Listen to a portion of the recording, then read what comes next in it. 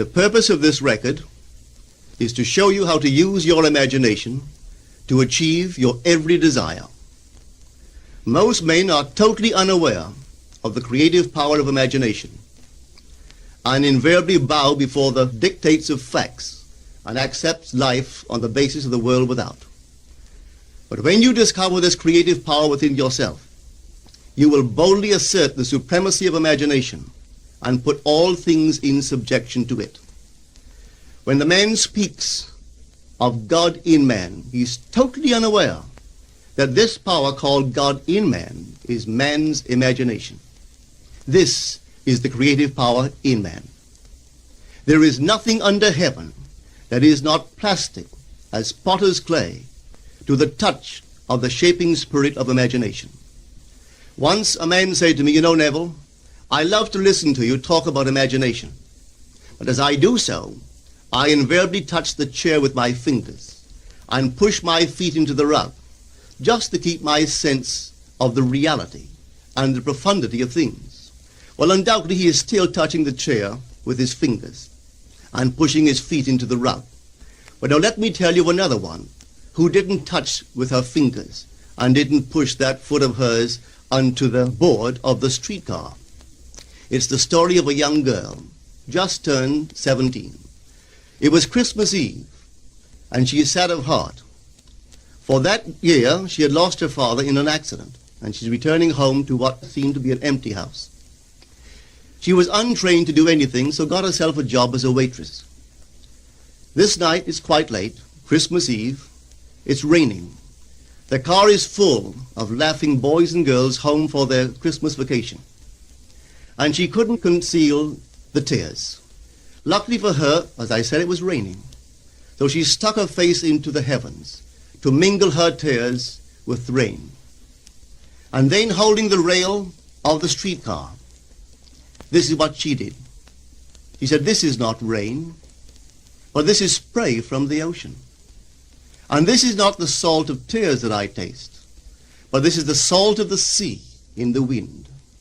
And this is not San Diego. This is a ship, and I'm coming into the Bay of Samoa." And there she felt the reality of all that she had imagined. Then came the end of the journey, and all are out.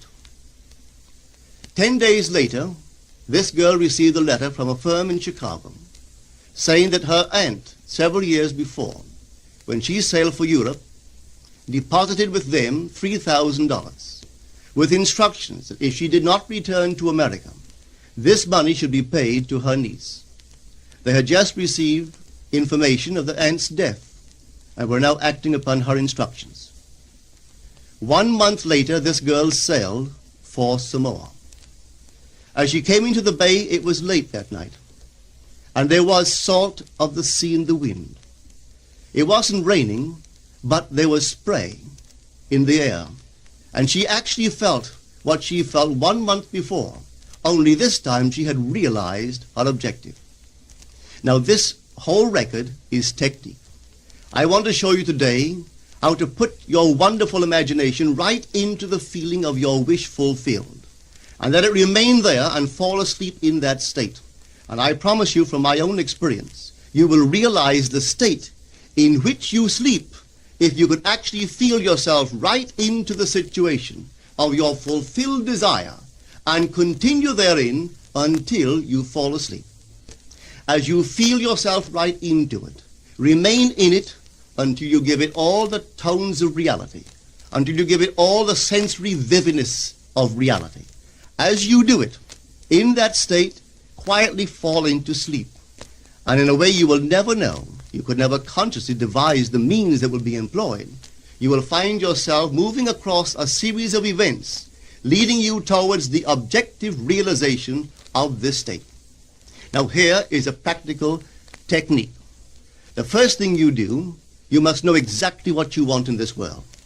When you know exactly what you want, make as lifelike a representation as possible of what you would see and what you would touch and what you would do and physically moving in such a state. For example, suppose I wanted a home, but I had no money, but I still know what I want.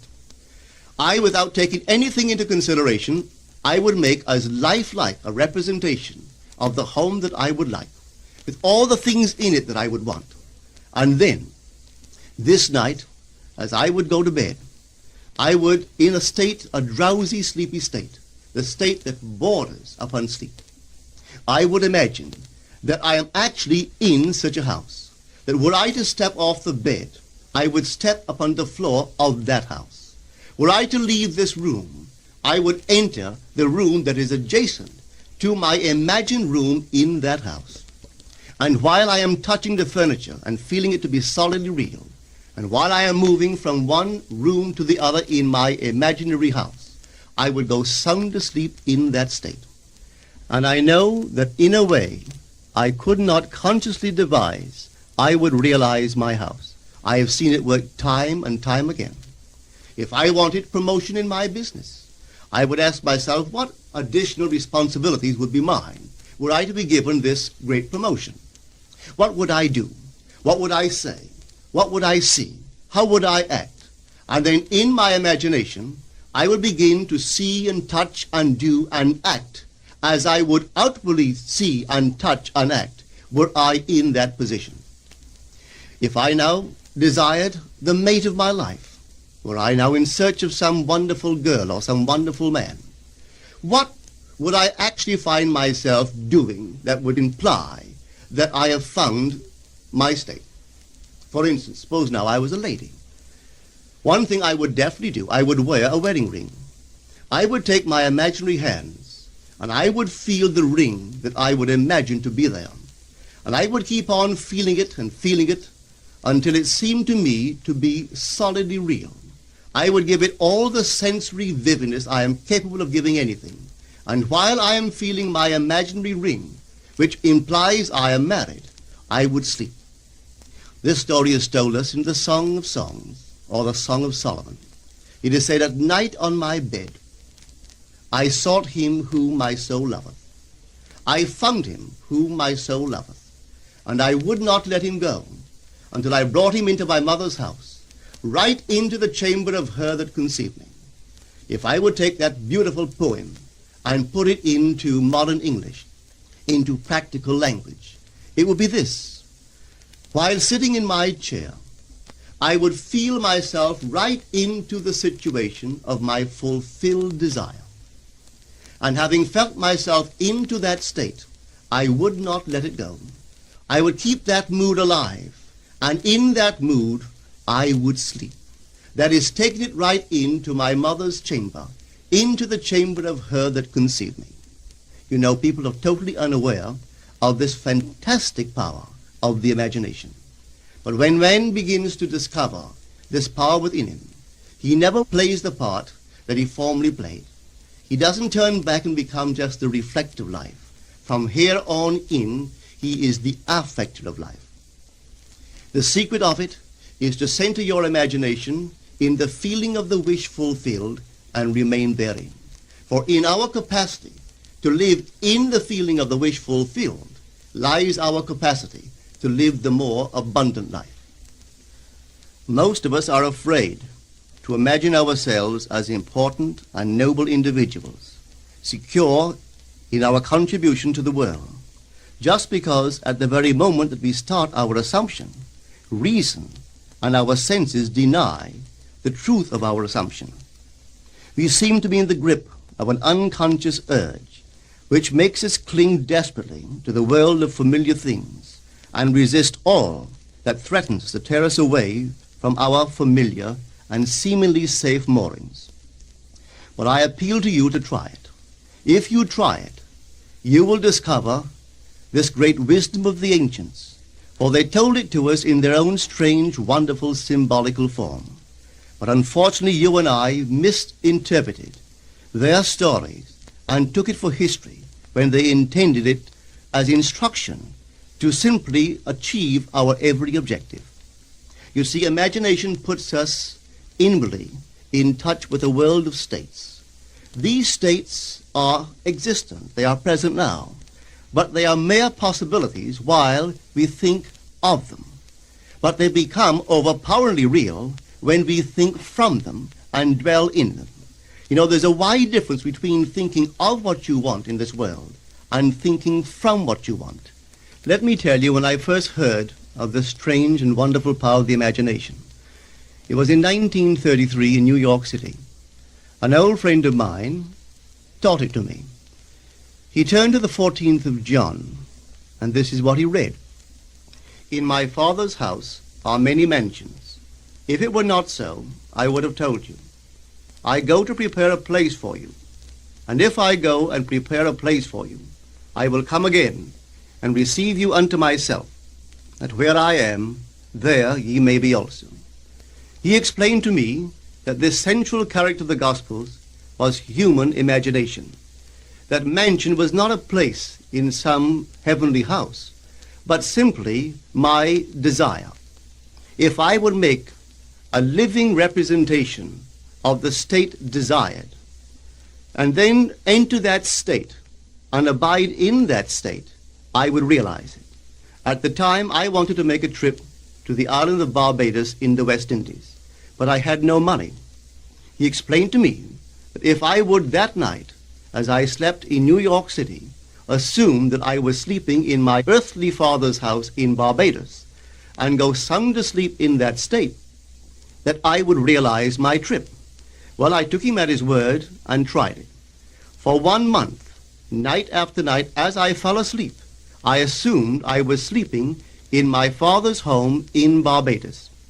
At the end of my month, an invitation from my family came, inviting me to spend the winter in Barbados. I sailed for Barbados the early part of December of that year. From then on, I knew I had found this Savior in myself. The old man told me that it would never fail. Even after it happened, I could hardly believe that it would not have happened anyway. That's how strange this whole thing is. On reflection, it happens so naturally. You begin to feel or to tell yourself, well, it would have happened anyway. And you quickly recover from this wonderful experience of yours. It never failed me if I would give the mood, the imagined mood, sensory vividness. I could tell you unnumbered case histories to show you how it works. But in essence, it's simple. You simply know what you want. When you know what you want, you're thinking of it. That is not enough. You must now begin to think from it. Well, how could I think from it? I am sitting here, and I desire to be elsewhere. How could I, while sitting here physically, put myself in imagination at a point in space removed from this room and make that real to me? Quite easily. My imagination puts me in touch inwardly with that state. I imagine that I am actually where I desire to be. Now, can I tell that I am there? There is only one way to prove that I am there. For what a man sees when he describes his world is as he describes it relative to himself. So what the world looks like depends entirely upon where I stand when I make my observation. So if, as I describe my world, it is related to that point in space I imagine that I am occupying, then I must be there. I am not there physically, no, but I am there in my imagination, and my imagination is my real self. And where I go in imagination and make it real, there I shall go in the flesh also. When in that state I fall asleep, it is done. I have never seen it fail. So this is the simple technique on how to use your imagination to realize your every objective.